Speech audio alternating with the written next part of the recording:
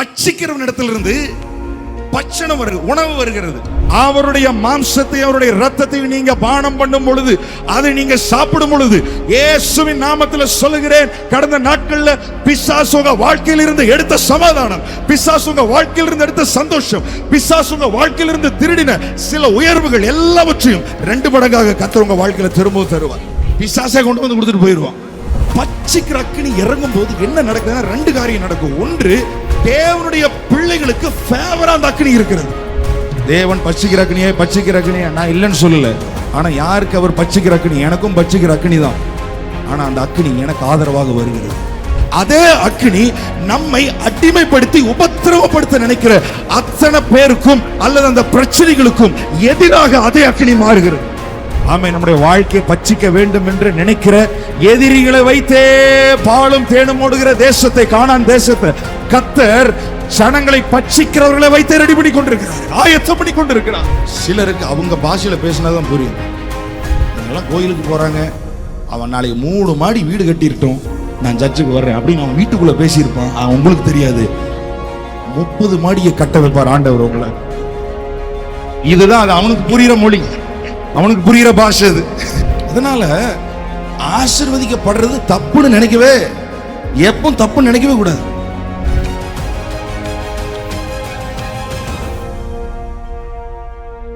நியாயாதிபதிகள் 14ஆம் அதிகாரம் 14ஆம் வசனம். நியாயாதிபதிகள் 14:14. அப்பொழுது அவன், பட்சிக்கிறவனிடத்திலிருந்து பட்சணமும் பலவானிடத்திலிருந்து மதுரமும் வந்தது என்றான். அந்த விடுகதை அவர்களால் 3 நாள் மட்டும் விடுவிக்க கூடாதே போயிற்று. ஓகே, பட்சிக்கிறவன் இடத்திலிருந்து பட்சணமும், பட்சிக்கிறவன்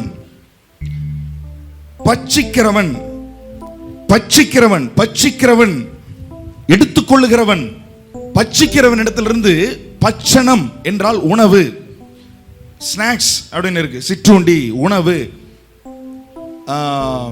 தானியங்கள் அப்படி நல்லா இருக்கு. பட்சணம், பட்சணம் என்றால் உணவு. எடுத்துக்கொள்ளுகிறவன் இடத்திலிருந்து உணவு வருகிறது, பட்சிக்கிறவன் இடத்திலிருந்து பட்சணம் வருகிறது, பலவான் இடத்திலிருந்து மதுரம் வருகிறது. இன்றைக்கு இந்த வசனத்துல தான் நாம பார்க்க போகிறோம். ஹல்லேலூயா, சத்தமா சொல்லுங்க ஹல்லேலூயா, ஹல்லேலூயா. ரைட், பட்சிக்கிறவன் சொல்லுங்க, பட்சிக்கிறவன். இப்படி சொன்ன எப்படி? பட்சிக்கிறவன், சத்தமா பட்சிக்கிறவன் அப்படின்னு என்னது? எடுத்துக்கொள்ளுகிறவன். பட்சிக்கிறவன் இடத்திலிருந்து பட்சணம் வருகிறது, உணவு வருகிறது. எடுத்துக்கொள்ளுகிறவன் இடத்திலிருந்து, நம்ம இடத்திலிருந்து பறித்து கொள்ள வேண்டும் என்று நினைக்கிறவன் இடத்திலிருந்து என்ன வருகிறது? உணவு வருகிறது. உங்களுக்கு நான் என்ன புரியுற மாதிரி சொல்றேன். இந்த காகத்தை பத்தி பார்க்கும் பொழுது, காக்கா பார்த்தீங்கன்னா அது வந்து நம்ம இடத்துல இருக்க டிஃபன் பாக்ஸ்ல இருந்து எடுத்துட்டு தான் போகும். ஆனா எலியாவுக்கு அது கொண்டு வந்து அது கொடுத்தது. பட்சிக்கிறவன் இடத்துல ஆகாரம் வருகிறது, பட்சணம் வருகிறது, உணவு வருகிறது. சரி, இப்போ இதனுடைய பேக்ரவுண்ட் மட்டும் நான் சீக்கிரமா நான் சொல்றேன் பாருங்க. சிம்சோன் அப்படின்ற ஒருத்தர் இருக்கிறாரு, அவருக்கு பெண் பார்க்கிறதுக்காக போறாங்க. எதற்கு? பெண் பார்க்கிறதுக்கு. பெண் பார்க்கிறதுக்கு போகும்போது ஒரு சிங்கம் ஒன்று வருது, பால சிங்கம் ஒன்று, யங் லைன் ஒன்று வருது, 7 வயதுள்ள ஒரு சிங்கம். அந்த சிங்கத்தினால எதுவும் செய்ய முடியாம இல்ல, நல்ல 7 வயதுள்ள இறையை எவ்வளவு கிலோமீட்டர் துரத்தி வேட்டையாடக்கூடிய ஒரு பவர்ஃபுல்லான வல்லமை நிறைந்த ஒரு சிங்கம் சிம்சோனுக்கு எதிராக வருகிறது. இவர் என்ன செய்யறாரு? வாசிக்கலாம் 6ஆம் வசனம். அப்பொழுது கர்த்தருடைய ஆவி அவன் மேல் பலமா இறங்கினதினால் அவன் தன் கையில் ஒன்றும் இல்லாதிருந்தும் ஆவியானவர் இருந்தார்னா, ஹல்லேலூயா, உங்க கையில பெருசா எதுவும் தேவை இல்ல. கர்த்தருடைய ஆவி அவன் மேல் இறங்கினதினால் அவன் தன் கையில் ஒன்றும் இல்லாதிருந்தும். எத்தனை பேர் இன்றைக்கு என் வாழ்க்கையில ஒண்ணு இல்ல, பணம் இல்ல அப்படின்னு வந்தாலும் இன்றைக்கு நான் சொல்றேன், ஆவியானவருடைய அபிஷேகம் உங்கள் மேலே இருக்கிறபடினால ஹல்லேலூயா, எல்லாம் உங்களுடைய வாழ்க்கையில கிடைக்கும், எல்லாம் உங்களுடைய வாழ்க்கையில வரும். உங்களுக்கு எதிராக வருகிற எல்லா பிசாசுனுடைய சோதனைகள், எல்லா பிசாசுனுடைய போராட்டங்கள், எல்லா விதமான மந்திரங்கள், எல்லா விதமான வியாதிகளை உங்கள் மேல் இருக்கிற ஆவியானவர். ஆமென். அதாவது ஒரு ஒரு ஒரு காரியத்தை வாங்குறதுக்கு கண்டிப்பா எல்லாத்துக்கும் பணம் வேணும். ஆனா அந்த பணம் இல்லைன்னு கவலைப்படாதீங்க. அந்த பணத்திற்கு மேல உங்கள் மேல ஒரு அபிஷேகம் இருக்கிறதற்காக நீங்கள் சந்தோஷப்படுங்கள். ஆமென். கர்த்தருடைய ஆவியானவர் உங்கள் மேல் இருக்கிறார். எனக்கு அது ஒவ்வொரு முறை படிக்கும்போது ரொம்ப ஆச்சரியமா இருக்கு. அவன் தன் கையில் ஒன்றுமில்லாதிருந்தும். இன்னைக்கெல்லாம் நம்ம கையில 4 கோடரியை கொடுத்து வச்சிருந்தாலுமே சிங்கத்தை பார்த்தா ஒரு மாதிரி பயமா தான் இருக்கும். ஆனால் அவன் கையிலே எது பாருங்க, பெண் பார்க்க போறவனுடைய கையில் என்னங்க இருக்கும்? கத்திவா தூக்கிட்டு போவான். இல்ல அப்படி தூக்கிட்டு போனா பொண்ணு தான் கொடுப்பாங்களா? பெண் பார்க்க போறவன் என்ன எடுத்துட்டு போவான்? நீங்களா யாருமே அப்படி பார்க்க போகல போல. பெண் பார்க்க போனவங்க மட்டும் சொல்லுங்க பார்க்கலாம். நீங்க என்ன எடுத்துட்டு போவீங்க சொல்லுங்க? அம்மா சொல்லுங்க. அம்மா நிறைய பார்க்க போயிருக்கிறாங்க, நிறைய பேர்த்து கூட்டிட்டு போயிருக்கிறாங்க. ஆப்பிள் ஆரஞ்சு எல்லாம் வாங்கிட்டு போவீங்க. அதெல்லாம் தான் வாங்கிட்டு போவோம். ஆமா, அதெல்லாம் வாங்கிட்டு போவோம். சிங்கத்துக்கு ஒரு ஆப்பிள் காட்டினா அமைதியாயிருமா? அமைதியாயிருமா? அப்போ இந்த பெண் பார்க்க போகிறவன் இந்த சிம்சோன், இவனுக்கு எதிராக ஒரு சிங்கம் வருது. இவன் கையில எதுவுமே இல்லை. அந்த சிங்கத்தை கொலை செய்யறதுக்கு, அந்த சிங்கத்தை அடிக்கிறதுக்கு இவன் கையில எதுவுமே இல்லை. ஆனாலும் ஆவியானவர் அவன் மேல இருந்தார். கர்த்தருடைய ஆவியானவர் அவன் மேல இருந்தார். நீங்க இங்க இருக்கிற யாரும் சாதாரணமானவர்கள் அல்ல. உங்க கையில இருக்கிற பணத்தை வச்சு நீங்க ஒரு நாள் உங்க வாழ்க்கை எடை போடவே கூடாது. அது உலகம். அது உலகம். 1 கோடி இருந்ததுன்னா உங்களை ஒரு மாதிரி மதிக்கும். 1000 ரூபாய் இருந்ததுன்னா ஒரு மாதிரி உங்களை மதிக்கும். 1,00,000 ரூபாய் இருந்ததுன்னா ஒரு மாதிரி உங்களை மதிக்கும். ஆனா தேவன் அப்படி அல்ல. உங்கள் மேலே ஒரு பெரிய விலையேற பெற்ற அபிஷேகத்தை கர்த்தர் கொடுத்திருக்கிறார். கையில எதுவும் இல்லைன்னு கவலைப்படாதீங்க. அவன் தன் கையில் ஒன்றும் இல்லாதிருந்தும் கர்த்தருடைய ஆவி அவன் மேல் பலமா இறங்கினதினால் அப்புறம் என்ன நடந்தது? அதை ஒரு ஆட்டுக்குட்டியை கிழித்து போடுகிறது போல கிழித்து போட்டான். ஆனாலும் தான் செய்ததை அவன் தாய் தகப்பனுக்கு அறிவிக்கவில்லை. நல்லா கவனிங்க. ஒரு சிங்கம் வருது. அந்த சிங்கத்தை ரெண்டா என்ன செய்யறானா, வாயை கிழிச்சு போடுறான். ஆவியானவர் இறங்குறாரு, கிழிச்சு போடுறான். அந்த சிங்கம் செத்துருச்சு. சிங்கம் அப்படியே செத்து அப்படியே கிடக்குது. செத்துருச்சு. சிங்கம் செத்தே போச்சு. ஒரு மனுஷன் சிங்கத்தினுடைய வாயை பிடிச்சு அடிச்சு கிழிச்சு சிங்கம் செத்தே போயிடுச்சு. ரைட். பெண் பார்க்க போறாரு. பொண்ணு பார்க்க போயிட்டு திரும்ப வர்றாரு. எல்லாம் பொண்ணெல்லாம் பார்த்தாச்சு. ஓகே, எல்லாம் டேட் எல்லாம் குறிச்சாச்சு. அவர் திரும்ப வர்றார். அப்படி வரும்போது, அதே வழியில் வரும்போது அவருக்கு ஒரு ஞாபகம் வருது. ஆமென். ஒரு ஞாபகம் வருது. என்ன ஞாபகம்? கண்டிப்பாக வரும்ல. இவ்வளவு பெரிய ஒரு காரியத்தை பண்ணிட்டு போயிருக்கிறான், அதனால கண்டிப்பாக அந்த ஞாபகம் வரும். சிங்கத்தை கொன்னமே, அந்த சிங்கம் எப்படி இருக்குது அப்படின்னு பார்க்கலான்னு அப்படி வரார். வழி விலகி அப்படின்னு இருக்குது. கொஞ்சம் சைட் ட்ராக் எடுத்து சர்வீஸ் ரோட்டில் வந்து, பைபாஸில் போயிட்டு இருந்தவன் சர்வீஸ் ரோட்டில் வந்து அந்த சிங்கம் எப்படி இருக்குதுன்னு பார்த்துட்டு அப்புறம் நம்ம திரும்ப போயிடலாம் வீட்டுக்கு அப்படின்னு பார்க்க வரும்போது, அந்த சிங்கம் அங்கேயே தான் இருக்குது, செத்து போயிருக்குது. ஆனால் அதனுடைய உடல்ல தேன் இருக்கு. இப்போ என்ன இருக்கு? தேன். இவனுக்கு பயங்கர பசி. ஆமென். இவனுக்கு பயங்கர பசி. அந்த சிங்கத்தினுடைய பிக்சர் இருக்கா? ஓகே. சிங்கத்தினுடைய செத்து போன சிங்கத்தினுடைய உடல்ல தேன் இருக்கு. அந்த தேனை எடுத்து இப்ப சிம்சோன் நல்லா ஞம் ஞம் ஞம் ஞம் ஞம் ஞம்னு சாப்பிட்றாரு. இவரு சாப்பிட்டதும் இல்லாம அவர் கொண்டு போய் கொஞ்சம் தேனை எடுத்து அவங்க அப்பா அம்மா கூட வந்துட்டு இருக்கிறாங்களே, கொண்டு போய் ஆக்சுவலாக அவங்க அப்பா அம்மாவை அங்கேயே நிறுத்திக்கிட்டான். 1/2 கிலோமீட்டருக்கு அந்த பக்கமே நிறுத்திட்டு இருங்க அந்த சிங்கத்தை போய் பார்த்துட்டு வர. இவன் எடுத்துட்டு கொண்டு போய் அவங்க அப்பா அம்மாவுக்கு கொண்டு போய் கொடுக்குறான். அவங்க அப்பா அம்மாவுக்கு சொல்லல, இது சிங்கத்தின் உடல் இருந்து தான் வந்துச்சு, செத்து போன சிங்கத்தின் உடல்ல தான் இந்த தேன் வந்துச்சு அப்படின்னு அவங்க அப்பா அம்மாவுக்கு சொல்லல, தெரியாது. இப்போ திரும்பவும் அந்த ஊருக்கு போறான், நம்ம பொண்ணை பார்த்துட்டு வருவோம் அப்படின்னு போகும்போது தான் இந்த விடுகதையை சொல்றான். பச்சிக்கிறவன் இடத்துல இருந்து என்ன வந்தது? பச்சனம், உணவு வந்தது. சிங்கம் பச்சிக்க கூடியது. சிங்கம் எப்பாவது கொடுத்துட்டு போகுமா? சொல்லுங்க. அது பார்த்துருந்தா தாங்க தெரியும். நான் பார்க்கலீங்களே, நீங்க கேள்வி மேல கேள்வி கேட்டுட்டு இருக்கீங்களே, எனக்கு ஒன்றும் இல்லைங்களே. பொதுவாக சொல்லுங்க, சிங்கம் என்னங்க செய்யும்? நம்ம இடத்துல இருந்து எடுத்துட்டு போகும், பச்சிக்கும். வசனம் சொல்லுகிறது, எவனை விழுங்கலாமோ என்று சொல்லி கெர்ச்சிக்கிற சிங்கம் போல் பிசாசு வகை தேடி சுற்றி திரிகிறான். ஆனா இந்த சிங்கம் உயிரோடு இருக்கிற சிங்கம் கிடையாது. இது என்ன சிங்கம்? செத்த சிங்கம். அப்படின்னா அது யாரு? அது நம்ம ஆண்டவர் இல்ல, அது பிசாசு. செத்த சிங்கம் யாரு? பிசாசு. நல்லா கவனிங்க.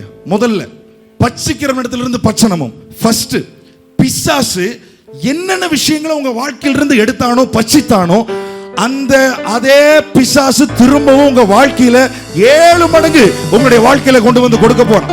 இந்த திருவிருந்து ஆராதனையில நீங்க விசுவாசிக்கணும். அவருடைய மாம்சத்தை அவருடைய இரத்தத்தையும் நீங்க பானம் பண்ணும் பொழுது, அதை நீங்க சாப்பிடும் பொழுது, இயேசுவின் நாமத்தில் சொல்லுகிறேன், கடந்த நாட்கள்ல பிசாசு உங்க வாழ்க்கையில் இருந்து எடுத்த சமாதானம், பிசாசு உங்க வாழ்க்கையில் இருந்து எடுத்த சந்தோஷம், பிசாசு உங்க வாழ்க்கையில் இருந்து திருடின சில உயர்வுகள், பிசாசு உங்களுடைய வாழ்க்கையில் இருந்து திருடின சில அந்த கர்ப்பத்தின் கனிகள், பிசாசு உங்க வாழ்க்கையில் இருந்து திருடின சில உயர்வுகள் எல்லாவற்றையும் 2 மடங்காக கர்த்தர் உங்க வாழ்க்கையில திரும்பவும் தருவார். பிசாசை கொண்டு வந்து கொடுத்துட்டு போயிடுவான். ஹல்லேலூயா. பிசாசு செத்த சிங்கம்.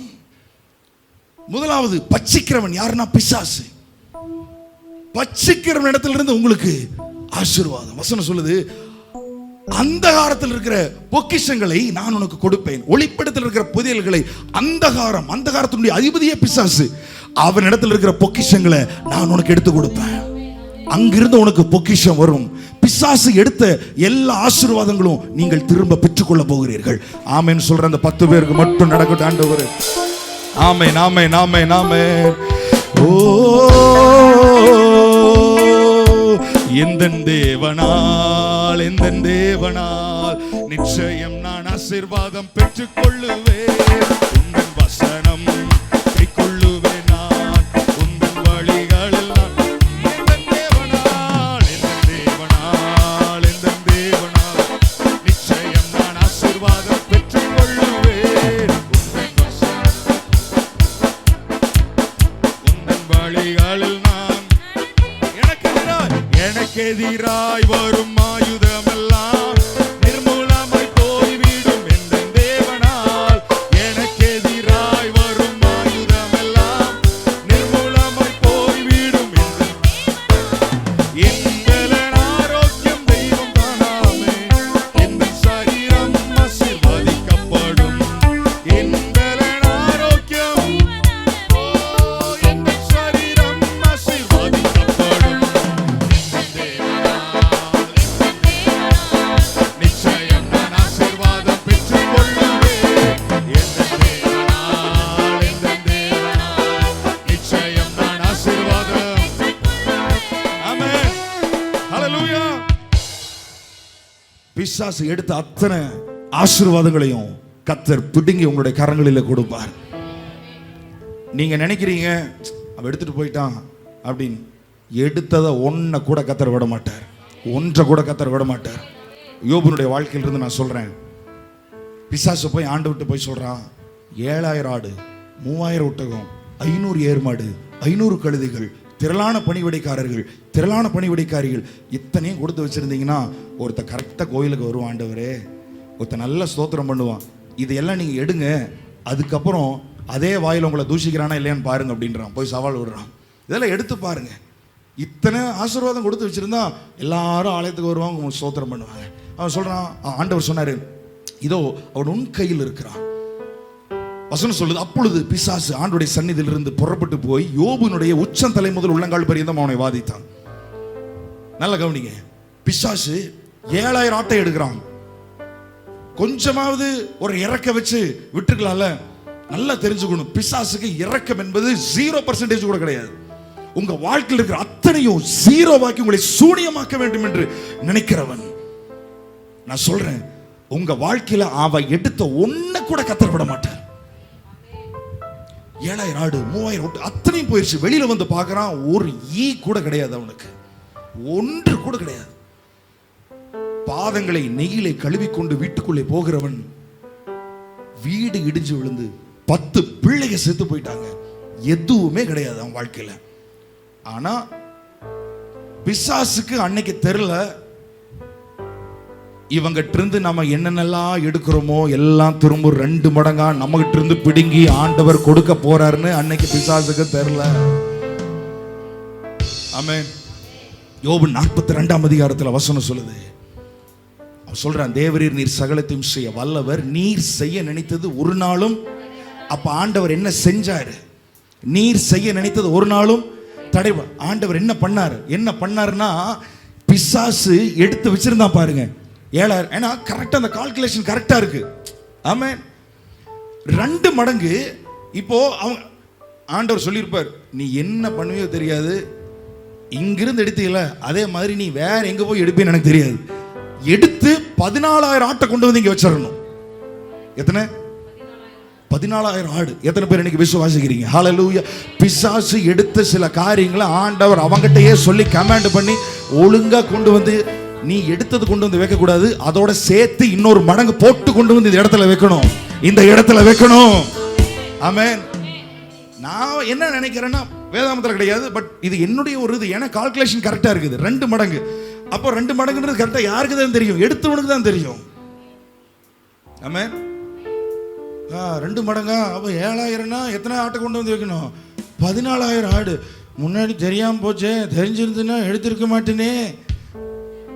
பிசாசு இன்னைக்கு ஃபீல் பண்ண போறான். ஏன்டா இவங்க வாழ்க்கையில சண்டையை கொடுத்தோம், ஏன் இவங்க வாழ்க்கையில பணத்தை எடுத்தோம், ஏன் இவங்க வாழ்க்கையில சில இழப்புகளை கொடுத்தோன்னு பிசாசே ஃபீல் பண்ற லெவலுக்கு ஆண்டவர் அவனை வச்சே வேலை வாங்கி சிங்கத்தின் உடலில் இருந்து தேனி உங்களுக்கு வரும். பச்சிக்கிற இடத்துல இருந்து இன்றைக்கு உங்களுக்கு ஒரு பச்சனை வரும். ஆமென். Praise God. எந்தன்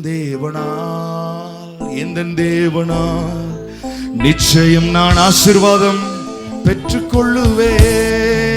எல்லாரும் சொல்லுங்க, ஏ பிசாசே, பி பிசாசே, சி பிசாசே, என்னிடத்துல இருந்து நீ என்னென்னலாம் எடுத்தியோ, நீ சுகத்தை எடுத்த, பணத்தை எடுத்த, சமாதானத்தை எடுத்த, நிம்மதி எடுத்த, எனக்கு வர வேண்டிய உயர்வை நீ எடுத்த, எதை நீ எடுத்தாலும் இன்னைக்கு 2 மடங்கா என் வாழ்க்கையில நீ கொண்டு வந்து வைக்கணும். 2 மடங்கா என் வாழ்க்கையில நீ கொண்டு வந்து ஆண்டவர் வைக்க வைப்பாரு. பச்சிக்கிறவன் நீ நினைக்கிறியா? உன்னிடத்துல இருந்த உணவு ஆண்டவர் கொடுக்க முடியும். உன்னை வச்சு ஆண்டவர் வேலை பார்த்து என்னை ஆசீர்வதிக்க முடியும். ஆமென். கடைசி நாட்கள் நடக்க போற காரியமா தான் துன்மார்க்கருடைய கரங்களிலே இருக்கிற ஐஸ்வர்யங்களை கர்த்தர் நமக்காக வைத்திருக்கிறார். நீதிமானுக்காக. அவங்க எல்லாம் சேர்த்து வைக்கிறேன்னு நினைக்கிறாங்க. எல்லா காரியங்களையும் நம்ம சேர்த்து வைக்கிறோம். வசனம் சொல்லுது, யாருக்காக நீ சேர்த்து வைக்கிற? நீதிமானுக்காக. நீதிமான் யாரெல்லாம் சொல்றீங்களோ அவர்களிடத்துல அந்த நன்மைகள் எல்லாம் வரும். அவர்களிடத்துல அந்த ஆசீர்வாதங்கள் எல்லாம் இன்னைக்கு வரும். நீதிமான். நான் நீதிமான். சுகம் எனக்கு வரும், சமாதானம் வரும், பணம் இன்னைக்கு வரும், ஐஸ்வர்யம் எனக்கு வரும், வீடு எனக்கு வரும், ஆஸ்தி எனக்கு வரும். ஆமென். இந்த வீடு, பணம், காரு, பங்களா இப்படின்னு பேசினாலே சிலர் என்ன சொல்லுவாங்கன்னா, இது இப்படியே பேசிட்டு இருக்கிறாங்க, இது கிடைச்சா போதும், உலக பிரகாரமான ஆசீர்வாதம். நான் சொல்றேன், சரி, எதுவுமே இல்லாம கந்தையான ஒரு ட்ரெஸ்ஸை போட்டுட்டு போய் இயேசு நல்லவர்னு சொல்லுங்களேன். ஆமென். அவன் சொன்னா, இப்பவே நல்லா இருக்கிறேன், இந்த இயேசுநாதர் ஏத்துக்கிட்டு நான் உன்ன மாதிரி மாறேன். ஒரு ஊழிக்காரர் சொன்னாரு, சிலருக்கு அவங்க பாஷையில பேசினாதான் புரியும். ஆமென்.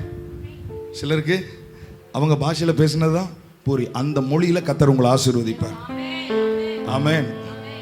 நீ இயேசுநாதரை ஏத்துக்கிட்டு அவங்க வீட்டுக்குள்ள பேசுறதை நான் சொல்றேன். எங்கெல்லாம் கோயிலுக்கு போறாங்க, அவன் நாளைக்கு 3 மாடி வீடு கட்டிருட்டோம், நான் சர்ச்சுக்கு வர்றேன் அப்படின்னு அவன் வீட்டுக்குள்ள பேசியிருப்பான். உங்களுக்கு தெரியாது, 30 மாடியை கட்ட வைப்பார் ஆண்டவர் உங்களை.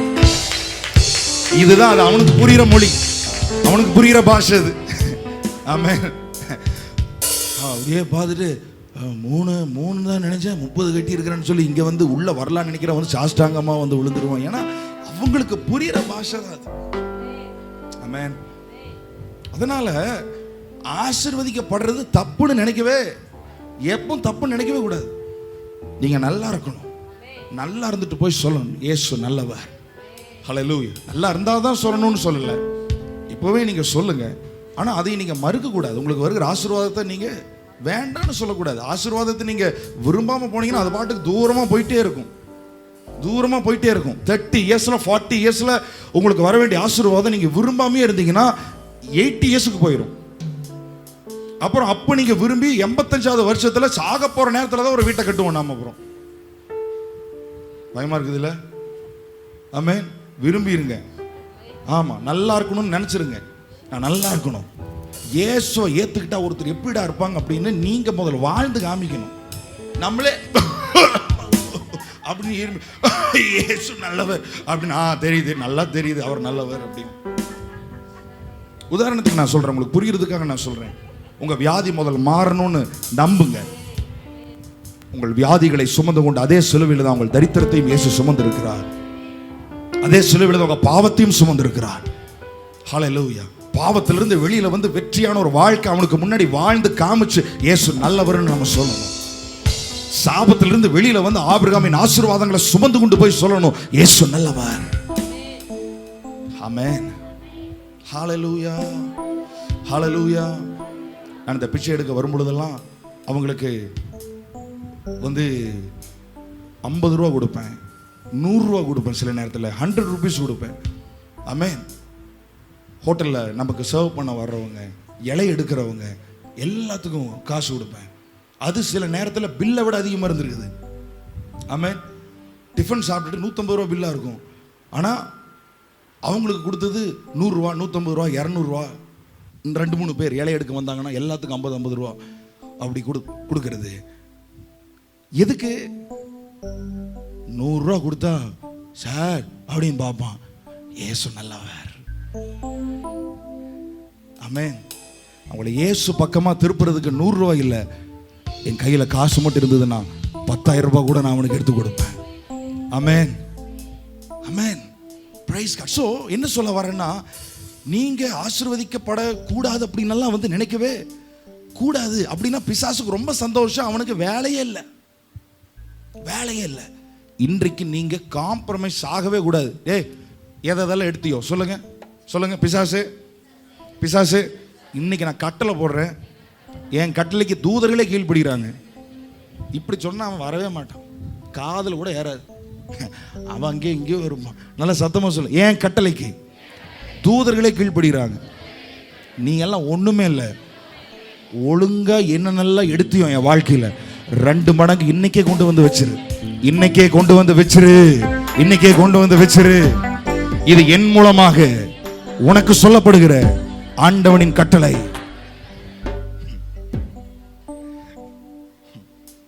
ஆமென். நானா சொல்லும்போது கொண்டு வந்து வச்சிரு, இல்லை அவரா வந்துட்டாருன்னா உன் நிலைமை ரொம்ப கஷ்டம், உன் நிலைமை ரொம்ப கஷ்டம். ஒரு ஒளிக்காரர் சொல்றாரு, 1000 வருஷம் அவனை கட்டி பாதாளத்தில் போடுவாராம். இங்கிலீஷ்ல பாட்டம்லெஸ் பிட் அப்படின்னு இருக்குது, பாட்டமே இருக்காது கீழே. 1000 வருஷம் கீழே விழுந்துட்டே இருப்பானா, பாட்டமே இருக்காது கீழே, பாட்டம்லெஸ் பிட் அப்படின்னு இருக்கு, பாதாளம் கீழே. அதனால் அவர் கையில் மாட்டிட்டா அவ்வளோதான். ஆமென். ஒரு வழி பண்ணி எடுத்துருவார், பிசாசே மனம் திரும்புற அளவுக்கு டார்ச்சர் பண்ணி எடுத்துருவார். பிசாசை பார்த்து சொல்லியிருக்கு, நான் கொடுக்கறது இன்னைக்கு கடைசி வார்னிங், அவர் கையில் மாற்றக்கு முன்னாடி ஒழுங்கா கொண்டு வந்து வச்சிரு. விசுவாசமா சொல்லுங்க, இன்னைக்கு வீட்டுக்கு போறதுக்குள்ள உங்களுக்கு பெரிய நன்மைகள் ஆசீர்வாதங்கள் எல்லாம் உங்களுக்கு வர ஆரம்பிக்கும். ஆமென். ஒரு பெரிய சமாதானம் உங்க வீட்டை நிறைக்க ஆரம்பிக்கும். இழந்து போனதான சந்தோஷம் உங்க வீட்டுக்குள்ள வர ஆரம்பிக்கும். மீண்டும் அந்த சிரிப்பு, மீண்டும் அந்த ஜாலியா இருக்கிற நிலைமை, மீண்டும் நீங்கள் சந்தோஷமா இருக்கிற அந்த நிலைமை, உங்களுடைய குடும்பம் திரும்ப அவர் கொடுக்கிற 2வது முறை அவர் கொடுக்கிற திராட்சரசம் இனிப்பானதாக. ஹல்லேலூயா, ஹல்லேலூயா. பட்சிக்கிற இடத்திலிருந்து பட்சணமும். யார் பட்சிக்கிறவன்? பிசாசு. கெர்ச்சிக்கிற சிங்கம் போல், செத்த சிங்கம் பிசாசு. ஆமென். சாத்தானை உங்கள் காலின் கீழே நசுக்கி போடுகிறவர். சிம்சோன் மாதிரி. அதான் பார்த்தீங்களா, கர்த்தருடைய ஆவியானவர் வெள்ளம் போல சத்துரு வரும் பொழுது ஆவியானவர் அவனுக்கு விரோதமாக கொடியேற்றுவார். சிங்கம் அப்படியே வருது. நான் நினைக்கிறேன் அந்த சிங்கத்தை இயக்குனது ஒரு ஆவி, ஒரு பிசாசு. ஏன்னா அது எந்த மீடியம்குள்ளேயும் போக முடியும், பன்றிக்குள்ளேயும் போக முடியும், சிங்கத்துக்குள்ளேயும் பன்றிக்குள்ள போக முடியும்னா சிங்கத்துக்குள்ள போக முடியுமா? முடியாதா? சிங்கத்துக்குள்ள போக முடியும். அப்போ இங்க நம்ம வெளியிலிருந்து பார்க்கும்போது அது சிம்சோனுக்கு சிங்கத்துக்கு நடக்கிற சண்டைன்னு தான் தெரியும். ஆனா ஆவிக்குரிய நிலைமையில நீங்க பார்க்கும்போது உண்மையா அது ஆவியானவருக்கும் பிசாசுக்கும் நடக்கிற சண்டை.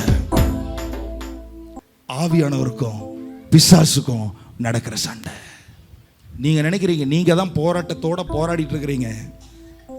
உங்க மேல இருக்கிற ஆவியானவருக்கும் அந்த போராட்டத்தை கொண்டு வருகிற பிசாசுக்கும் தான் சண்டை. ஆமென். அதுக்கு உங்க மேல இப்படி ஒரு ஆவியானவர் இருக்கிறார், இப்படி ஒரு அபிஷேகம் இருக்குது அப்படின்னு நீங்க விசுவாசிச்சு நம்பினா போதும், அவர் உங்களை இயக்குவார், அவர் உங்களை இயக்குவார். ஆமென். Praise God. ஸோ என்னென்னலாம் வந்துச்சு? யோபு கடைசியில் நீங்க பார்த்தீங்கன்னா 14,000 மாடுகள், அப்புறம் 6,000 மொட்டங்கள், எல்லாமே டபுள் மடங்கு. திரும்பவும் பிள்ளைகள் பிறக்கிறார்கள். உங்களுடைய கர்ப்பங்கள் ஆசீர்வதிக்கப்படும்.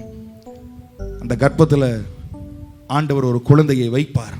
ஹல்லேலூயா, ஹல்லேலூயா. அந்த கரு ஆசீர்வதிக்கப்பட்ட கருவாக இருக்கும், குழந்தையாக இருக்கும்.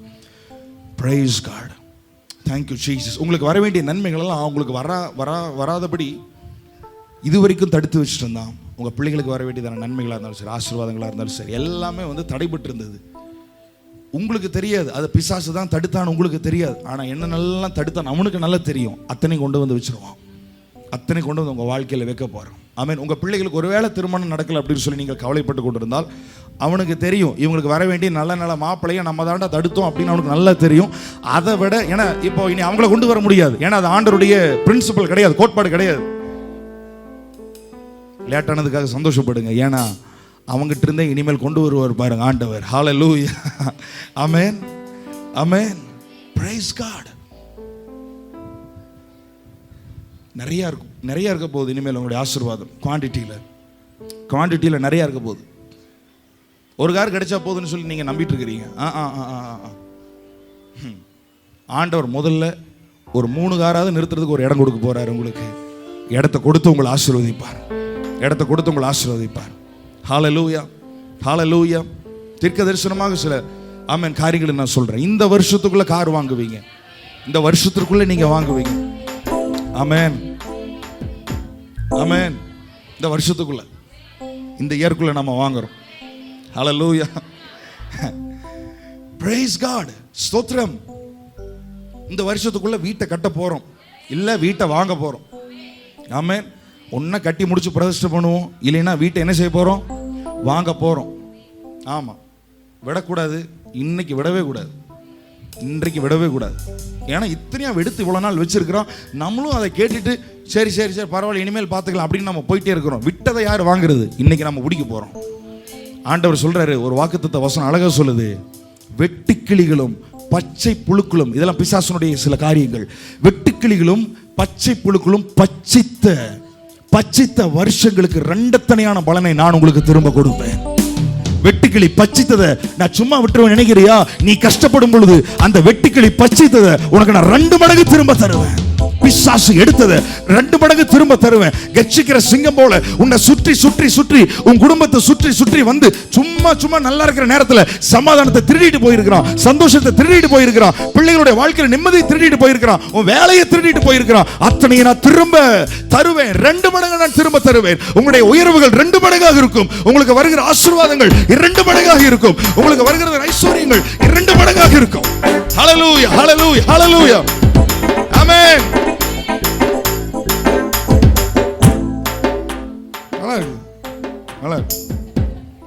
நல்லா சூப்பர், பிரைஸ் காட். இந்த வார்த்தை ரொம்ப நீங்க புதன்கிழமையில டெய்லி டிராப்ஸ்ல நான் போட்டிருந்தேன். பச்சைக்கரவனிடத்திலிருந்து பச்சனமும். அப்பொழுதுதான் ஆண்டவர் இந்த காரியங்களை எல்லாம் உணர்த்தினார். ஸோ இந்த வாரம் கண்டிப்பா இதை பேசணும். வார்த்தையை கொடுக்குறாருன்னா ஆசீர்வாதம் உங்களுக்கு வரப்போகுதுன்னு அர்த்தம். ஹல்லேலூயா. இந்த வாரத்திலே வாங்கிடணும். டெவிலோட காம்ப்ரமைஸ் ஆகவே கூடாது. ஆமென். ஒத்து போகவே கூடாது. டெவிலோட பிசாசோட நமக்கு எந்த பேச்சுவார்த்தையே கிடையாது. கொடுத்துரு, 2 மடங்கா கொடுத்துரு, அவ்வளோதான். ஆமென். ரெண்டாவது எபிரேயர் 12 கடைசி வாசிப்போம். எபிரேயர் 12 கடைசி. நம்முடைய தேவன் பட்சிக்கிற அக்கினியாய் இருக்கிறாரே. பட்சிக்கிற இடத்திலிருந்து பட்சணமும். முதலாவது, செத்த சிங்கத்திடத்திலிருந்து தேன் வருகிறது. பிசாசு இடத்திலிருந்து நமக்கு நன்மைகள், ஆசீர்வாதங்கள். இரண்டாவது, பட்சிக்கிறவர் தேவன். பட்சிக்கிறவர் தேவன், எடுத்து போடுகிறவர் யாருன்னா தேவன். பாருங்க, மோசேக்கு முச்செடியில் ஆண்டவர் தரிசனமாகிறார். எதுல தரிசனமாகிறாரு? முச்செடியில.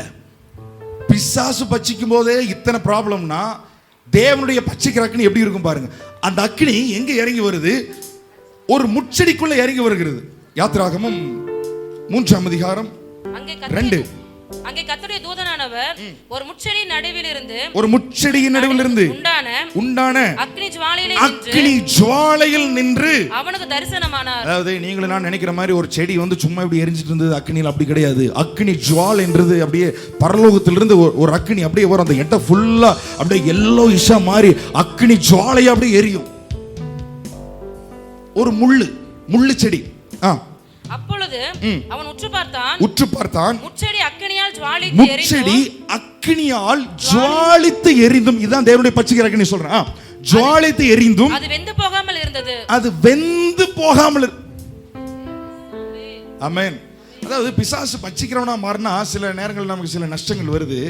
ஆனா இங்க பார்த்தா என்ன இருக்குது பாருங்க, அக்கினி ஜுவாலை அவ்வளவு ஃபோர்ஸா எரிந்தும் முச்செடி வெந்து போகாமல் இருக்கிறது, ஒரு முடி கூட கருகாமல்.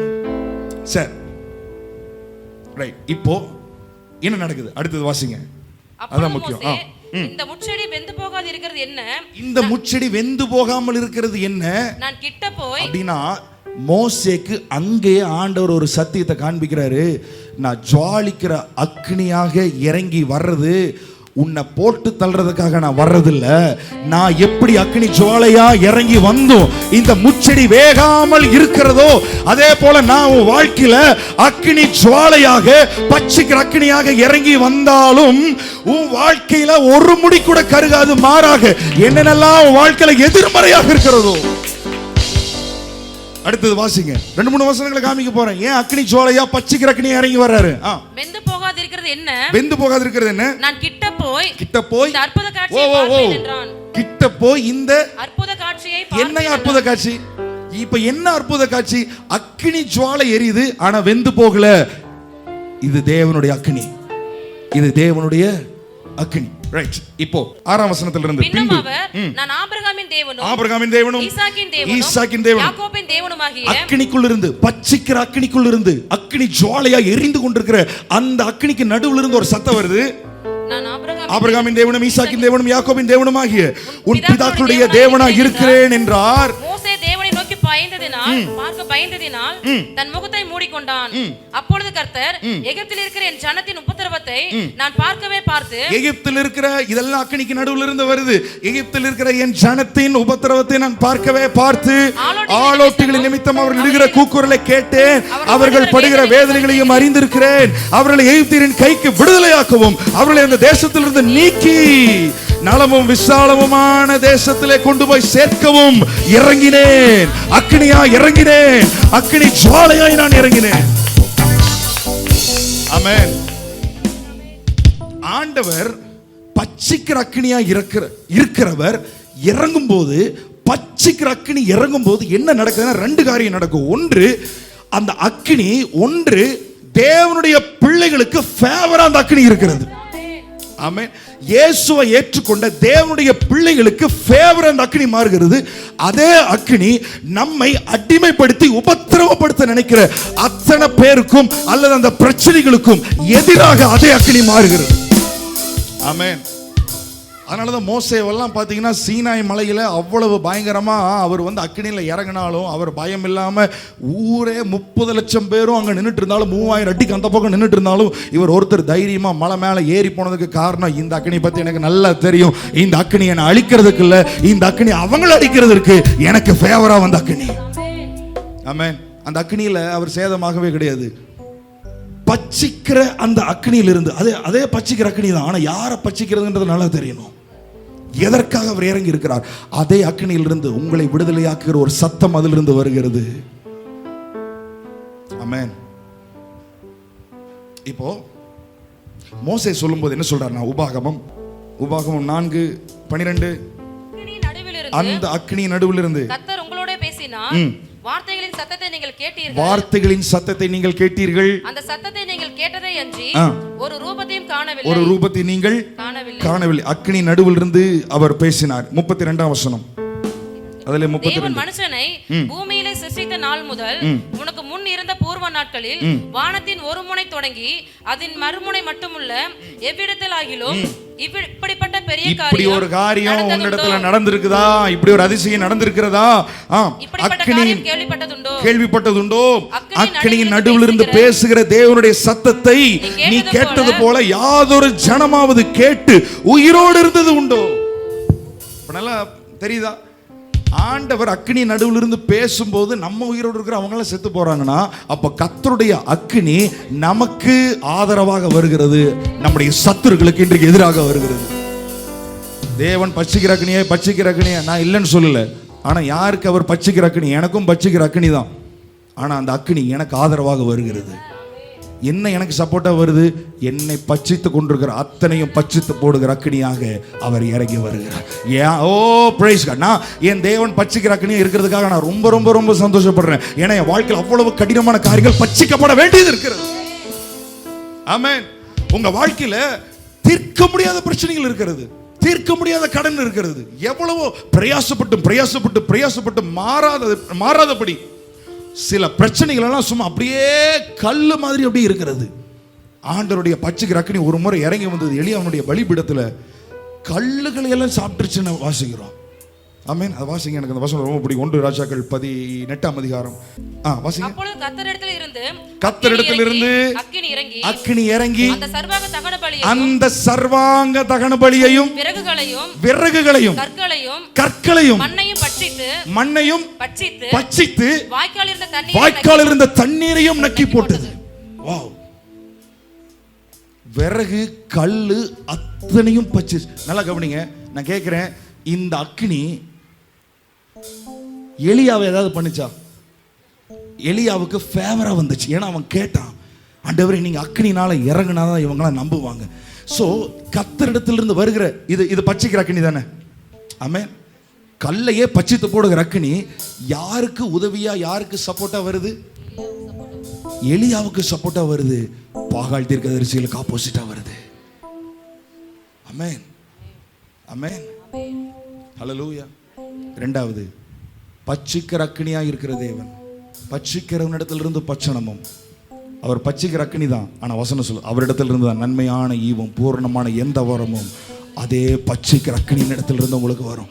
பட்சிக்கிற அக்கினியாக முச்செடியில இறங்கி வந்து ஒரு நன்மையை பேசினார் பாருங்க இஸ்ரவேல் ஜனங்களுக்காக. அந்த ஜனத்தை நீ விடுவித்து கொண்டு வா. நான் நினைச்சது பட்சிக்கிற அக்கினின்னு சொல்லி, ஆனா அது எனக்கு ஆதரவாக வந்திருக்கிறது, எனக்கு சப்போர்ட்டா வந்திருக்கு. நம்முடைய தேவன் பட்சிக்கிற அக்கினியா இருக்கிறாரு. உபாகமம் ஹல்லேலூயா 9ஆம் அதிகாரம் 9:3 பாருங்க. நல்லா கவனிங்க. எதுக்கு பட்சிக்கிற அக்கினி? உன் தேவனாகிய கர்த்தர் உனக்கு முன்பாக கடந்து போகிறவர் என்பது இன்று அறிய கெடுவாய். அவர் பட்சிக்கிற அக்கினியை போல அவர்களை அழிப்பார், அவர்களை உனக்கு முன்னாக விளப்பண்ணுவார். இவ்விதமாக கர்த்தர் உனக்கு சொன்னபடியே நீ அவர்களை சீக்கிரமாய் துரத்தி அவர்களை அழிப்பாய். ஓ, இந்த இஸ்ரவேல் ஜனங்க வர்றாங்க, 7 ஜாதிகள் அங்க இருக்குது. இந்த 7 ஜாதிகளை எப்படிடா துரத்துவன்னு சொல்லி கவலைப்பட்டு இருக்கிற நேரத்தில் ஆண்டவர் அழகா சொல்றாரு, நீ துரத்த பட்சிக்கிற அக்கினி மாதிரி நான் அவங்களை அழிப்பேன். பட்சிக்கிற தேவனிடத்திலிருந்து எனக்கு ஒரு நன்மை, எனக்கு ஒரு ஆசீர்வாதம். அதே பட்சிக்கிற அக்கினியின் மூலமாக எனக்கு ஆசீர்வாதம், அவங்களுக்கு அழிவு. உங்க நன்மையை சுதந்திரிக்க முடியாதபடி தடுத்து கொண்டிருக்கிற, போக மாட்டேன் நீ வந்தா வா பார்த்துக்கலாம் அப்படின்னு சொல்லி நிற்கிற அவர்களுக்கு அவர் அழிக்கக்கூடிய பட்சிக்கிற அக்கினியா இறங்கி வருகிறார். ஆமென். சில சுதந்திரங்களை சுதந்திரிக்க முடியாதபடி யார் உங்களுக்கு நடுவில் நின்னாலும் அது நீங்க தான் துரத்துற மாதிரி இருக்கும். ஆனா அது ஆக்சுவலா அது ஆண்டவருடைய பட்சிக்கிற அக்கினியாக இருக்கிறது. அது ஆண்டவருடைய பட்சிக்கிற அக்கினி. சிலருடைய சரீரத்தில் இருக்கிற வியாதிகளை கர்த்தர் இன்றைக்கு பட்சிக்கிறார். ஆமென். பட்சிக்கிற அக்கினியை போல நான் வருவென்றார். ஆனா யாருக்காக? உனக்காக நான் அவர்களை அழிப்பேன். நீங்க 100 வருஷம் வாழணுன்றதுக்காக உன் சரீரத்தில் இருக்கிற எதிரியை அழிக்கிறதுக்கு தான் அவர் பட்சிக்கிற அக்கினியா அவர் இறங்கி வருகிறார். ஆமென். இப்ப சொல்லுங்க, நம்முடைய ஆண்டவர் பட்சிக்கிற அக்கினியா இருக்கிறது நல்லதா இல்லையா? ஹல்லேலூயா. நம்முடைய தேவன் பட்சிக்கிற அக்கினியா இருக்கிறாரே. ஆமென். அவர் அப்படி இருந்தாதாங்க நான் வாழவே முடியும். அவர் அப்படி இருந்தாதான் நான் வாழவே முடியும். என் குடும்பத்தில் என் வாழ்க்கையில் இருக்கிற தேவையில்லாத காரியங்களை யார் சுட்டரிக்கிறது, யார் எடுக்கிறது, யார் சாம்பலம் கல் மாதிரி சில காரியங்களை வாழ்க்கையில் இருக்கிறது. அந்த கல்லை எது பச்சிக்கும்? ஆமென். விறகு, கல், மண்ணு அத்தனையும் பச்சித்து போட்டது. என்னென்னலாம் உங்க வாழ்க்கையில் தடையா இருக்குது அத்தனையும் பச்சித்துருவார் ஆண்டவர். உங்களை இல்லை, உங்க உயர்வுக்கு தடையா இருக்கிற அத்தனை காரியங்களும் பச்சிக்கப்படுகிறது இன்றைக்கு. ஆமென். ஸோ அவரிடத்திலிருந்து ஒரு நன்மை, அவரிடத்திலிருந்து வருகிற ஒரு சுகம், அவரிடத்திலிருந்து வருகிற ஒரு ஆசீர்வாதம், அதே அக்கினி இறங்கி வரும்போது அந்த அக்கினியிலிருந்து ஒரு விடுதலை இஸ்ரவேல் ஜனங்களுக்காக வந்தது. அக்கினி இறங்கி வரும் பொழுது எலியாவுக்காக அந்த அக்கினி இறங்கி வந்த பொழுது ஆண்டவர் நிரூபிச்சார், நான் இருக்கிறேன்னு சொல்லி எலியாவுக்காக பேசினாரு. ஆமென்.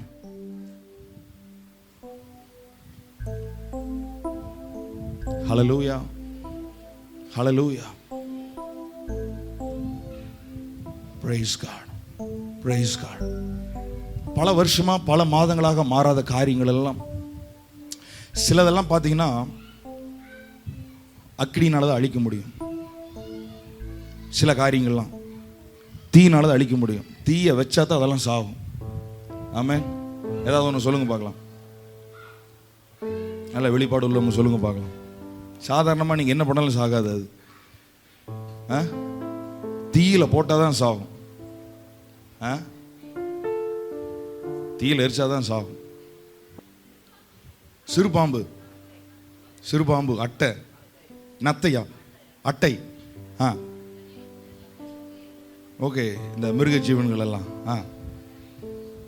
ஓகே, ஆமாம், நாங்களும் அது பண்ணியிருக்கிறோம். அப்புறம் சரி, வேற,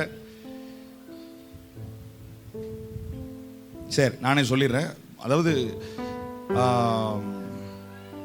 சில கிருமிகள்லாம் பார்த்தீங்கன்னா எக்ஸ்ட்ரீம் ஹீட்டில் தான் அதெல்லாம் வந்து அழியும். சில பாக்டீரியாஸ் எல்லாம் எக்ஸ்ட்ரீம் ஹீட்டில் தான் வந்து அதெல்லாம் அழியும். அது மாதிரி நம்ம வாழ்க்கையில் என்ன பண்ணாலும் சில கிருமிகள் நம்ம வாழ்க்கையை விட்டு போகவே போகாது. கிருமி மாதிரி வந்து ஒட்டிக்குது. ஆமென். என்னமோ அது அந்த பிரச்சனை இது போயிடணும்டா, நம்ம வாழ்க்கை விட்டு போகவே போக மாட்டேன். ஆமென். ஆனால் நான் சொல்கிறேன், தேவனுடைய அக்கினிக்கு முன்னாடி அவைகளெல்லாம் நிற்கவே முடியவே முடியாது. பெரிய பெரிய கருங்கல்ல எடுத்து சும்மா அடுக்கி வச்சு பலிபீடத்தை கட்டுறாரு. அக்கினி இறங்கினதுக்கு அப்புறம் பார்த்தா அங்கே ஒன்றுமே இல்லை. அந்த இடத்துல பலிபீடமே காணும். பலிபீடம் இருந்ததுக்கான இதே கிடையாது. அங்கே கல்லையெல்லாம் சாப்பிட்டுருச்சுங்க. அந்த அக்கினி பச்சிச்சிருச்சு. அப்படியே போய் செஞ்சு பாருங்க. ஒரு கல்லை எவ்வளவுதான் ஹீட் பண்ணுங்க, அது மறைஞ்சு போகுமான்னு பாருங்க. ஒரு கருங்கல்ல ஹீட் பண்ணுங்க, ஒரு செங்கலை தான் ஹீட் பண்ணுங்க, அது வந்து மறைஞ்சு போகுமா? அது கல்லையே பச்சிக்குதுன்னு சொன்னா, அம்மேன், அந்த பச்சிக்கிற அக்கினிக்கு முன்னாடி உங்க வியாதிகள் நிற்க முடியாது, உங்களுடைய வேதனைகள் நிற்க முடியாது, உங்களுடைய பிரச்சனைகள் எதுவா இருந்தாலும் நிற்க முடியாது.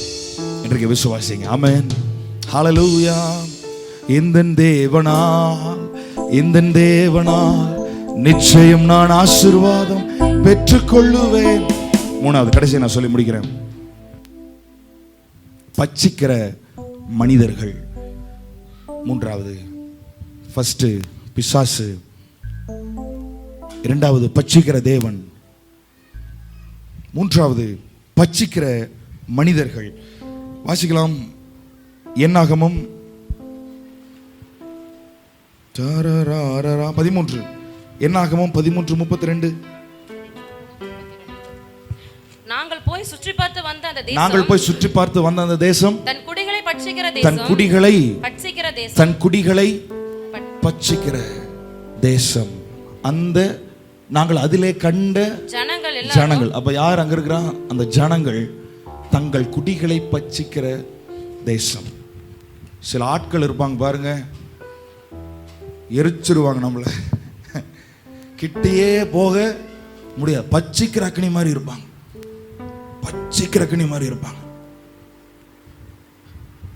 அவங்களுக்கு பேர் ஹை வால்டேஜ்னு நான் வச்சிருக்கேன். ஆமென். நம்முடைய சபையில் இல்லை, கொஞ்சம் வெளியில் தெரியல, ஒருவேளை இருந்தால் அவங்களுக்கு பேர் ஹை வால்டேஜ். அவங்க கிட்ட நீங்க ஜாலியாவே பேச முடியாது. ஆமென். ஜாலியாவே பேச நீங்க ஒன்று நினைச்சு பேசுவீங்க, அது பெரிய பிரச்சனையா கொண்டு வந்து நிற்கும். நீங்க நினைச்சிருக்கவே மாட்டீங்க, இது எப்படிடா அது வந்து நான் வந்து இப்படி நினைச்சு பேசவே இல்லை, என்னென்னமா கற்பனை செஞ்சு என்னென்ன மாதிரி தெரியல. நிறைய பேர் உங்க மனைவியை நினைச்சிட்டு இருக்கிறீங்க. நீங்க என்னடா அது, நான் என்ன சொன்னேன் இப்போ, இப்படி வந்து இப்படி நீ வந்து இப்படி வந்து இப்படி சண்டை போட்டுட்டு நிக்கிற. தன் குடிகளை பச்சிக்கிற தேசம். அவங்க வீட்டில் தான் குடியிருப்பான் நம்ம. ஆனா பச்சிக்கிற ஆட்கள் எப்படியாவது நம்ம நிலத்தை எடுத்துக்கணும், எப்படியாவது இந்த வீட்டை எடுக்கணும், இவங்களிடத்தில் இருக்கிற சொத்தை எப்படியாவது எடுத்துடணும். நியாயமா அதை செய்ய மாட்டாங்க, ஆனா எப்படியாவது எடுத்துடணும்னு சொல்லிட்டு சில நபர்கள் உங்களை பச்சிக்க நினைத்தாலும், நான் சொல்றேன், வசனம் மாறவே மாறாது. அவன் சொன்ன விடுகதையை இன்னைக்கு உங்க வாக்குத்தத்தம் எடுத்துட்டு போங்க. யார் உங்களை பச்சிக்கணும்னு நினைக்கிறாங்களோ, ஆக்சுவலா அவங்கள வச்சுதான் கானான் தேசத்தை ஆண்டவர் ரெடி பண்றாரு. பச்சிக்கிற இடத்துல இருந்து அவங்களுக்கு பச்சனை வரப்போகிறது. பாலும் தேனும் ஓடுகிற தேசம் யாரை வச்சு ரெடி பண்றாருன்னா, பச்சிக்கிற ராட்சதர்களை வச்சுதான் அதை ஆண்டவர் ரெடி பண்ணி கொண்டிருந்தார். ஆனா அது வந்து பச்சிக்கிற ராட்சதனுக்கு தெரியல, இது நமக்கு இல்ல, இது ஒரு கூட்டம் வருது அவங்களுக்காக, அவங்களுக்கு தெரியல. ஆனா இங்க இருக்கிற எத்தனை பேருக்கு தெரியும்? எனக்கு தெரியுது, எனக்காக என்னை பச்சிக்க வேண்டும் என்று, ஆமை, நம்முடைய வாழ்க்கையை பச்சிக்க வேண்டும் என்று நினைக்கிற எதிரிகளை வைத்தே பாலும் தேனும் ஓடுகிற தேசத்தை, கானான் தேசத்தை கர்த்தர் ஜனங்களை பச்சிக்கிறவர்களை வைத்தே ரெடி பண்ணி கொண்டிருக்கிறார், ஆயத்தம் பண்ணி கொண்டிருக்கிறார். இவங்க போய் பார்த்துட்டு வந்து சொல்றாங்க, ஐயா தேசமெல்லாம் நல்லா இருக்கு, தேசமெல்லாம் பாலும் தேனும் ஓடுகிற தேசமா தான் இருக்கு. ஆனா அவங்களை எல்லாம் பார்த்தா பயமா இருக்கு. அவங்களாம் குடிகளை பச்சிக்கிற தேசம். ஆண்டவர் சொல்லியிருப்பார், பச்சிக்கிறவன் இடத்திலிருந்து பச்சனமும் பலவான் இடத்திலிருந்து தான் பாலும் தேனும் ஓடுகிற தேசம் உனக்கு வரும். ஆமென். இது நீங்க நினைச்சிட்டீங்கன்னா நீங்க எந்த எதிரிகளையும் பார்த்து நீங்க கோவப்படவே மாட்டீங்க. ஏன்னா உங்க ஆசீர்வாதமே அங்கிருந்து தான் வரப்போகுதுன்னு உங்களுக்கு நல்லா தெரிஞ்சிடும். ஆமென். சிலர் ரொம்ப உங்ககிட்ட போராடுறாங்க. ஆமென். சிலதை வந்து எடுத்துக்கணும் அப்படின்னு பார்க்குறாங்கன்னா ஒன்றும் கவலைப்படாதீங்க, கர்த்தர் அவங்கள வச்சு ரெடி பண்ணிட்டு இருக்கிறாரு, ப்ரிப்பேர் பண்ணிட்டு இருக்கிறாரு. உங்களுக்குரிய நன்மைகள், உங்களுக்குரிய ஆசீர்வாதங்கள் எல்லாம் கர்த்தர் ரெடி பண்ணிட்டு இருக்கிறார். ஹல்லேலூயா. ஆமென். அவங்க உங்க வாழ்க்கையை விட்டு வெளியில போயிருக்கலாம், கோவிச்சுட்டு வெளியில போயிருக்கலாம். யார் அப்படி போயிருந்தாலும் அவங்க என்ன பண்ணாலும் அவங்க பண்றதெல்லாம் நல்லா கவனிச்சுட்டே இருங்க. அதெல்லாம் உங்களுக்கு தான், அதெல்லாம் உங்களுக்கு தான், உங்களுக்கு தான். அதெல்லாம் ஆண்டவர் ரெடி பண்ணிட்டு இருக்கிறாரு. அவங்கள வச்சு ஆண்டவர் ரெடி பண்ணி கொண்டிருக்கிறார். ஆமென். ஹல்லேலூயா, ஹல்லேலூயா. உங்களுக்கு வர வேண்டியதான ஷேரை அவங்க எடுத்துட்டு போய் அவங்க போய் வீடு கட்டுறாங்கன்னு நல்லா தெரிஞ்சுங்க. அந்த வீடை நீங்க தான் பிரதிஷ்டை பண்ண போறீங்க, அந்த வீட்டுக்குள்ள நீங்க தான் குடியிருக்க போறீங்க. ஆமென். ஆண்டவருக்கு என்னன்னா, என் பிள்ளை கஷ்டப்படவே கூடாது, என் பிள்ளைய வச்சு அவன் வந்து அவன் கஷ்டப்படக்கூடாது, அவன் கட்டுட்டும்.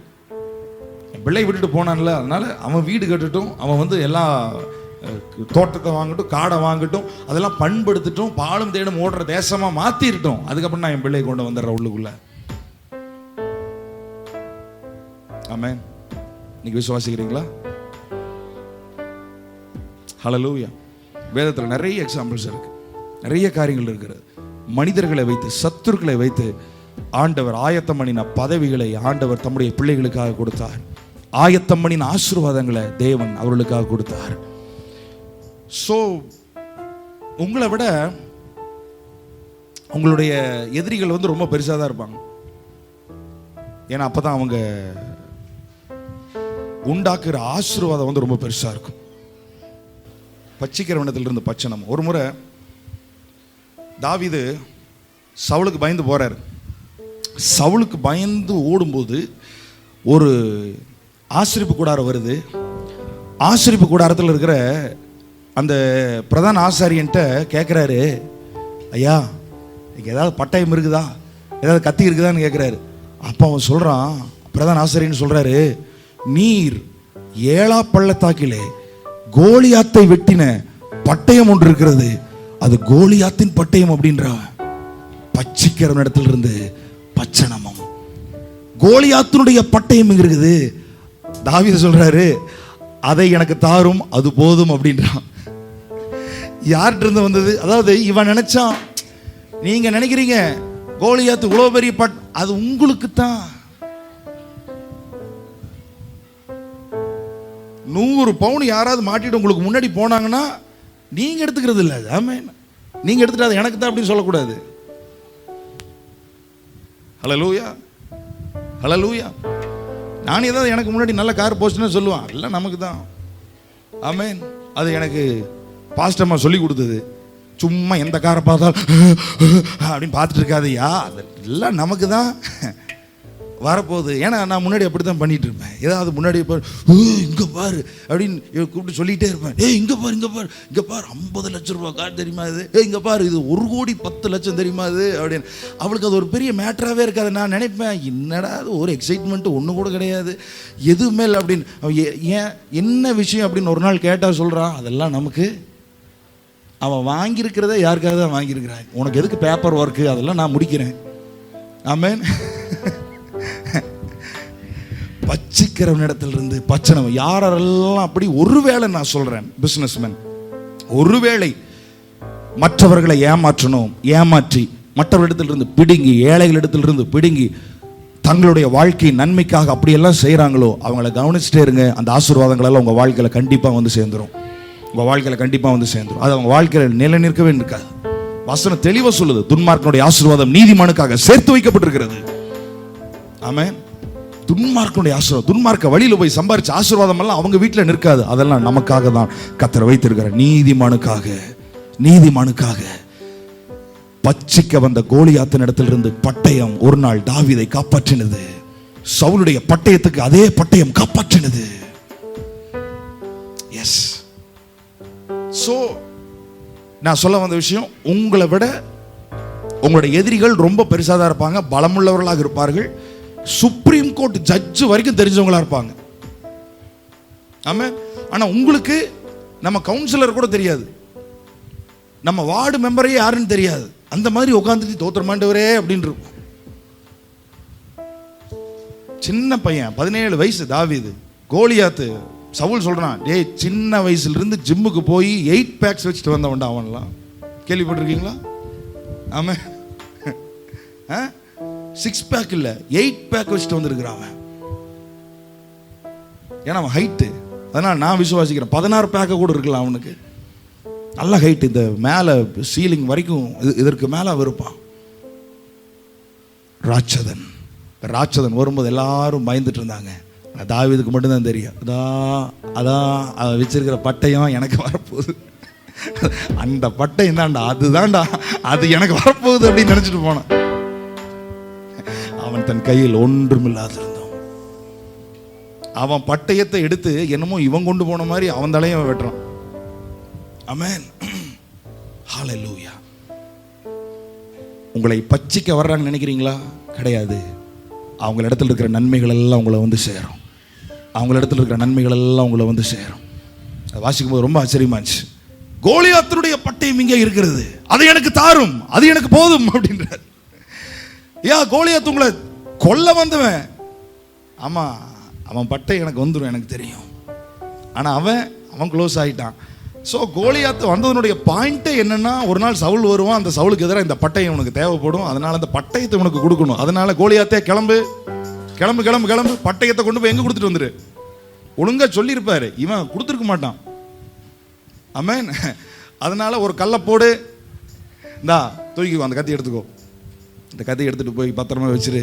அவன் பத்திரமா, இவன் கொண்டு போய் எங்கே வச்சிருக்கிறான் பாருங்க. ஆசிரியர் கூடத்தில் வேற பர்னிச்சர் இல்லைன்னு நினைச்சிட்டு இருந்தேன். இந்த பிரதான ஆசிரியர் உள்ள போய் பெரிய பட்டயத்தை எடுத்துட்டு வராரு.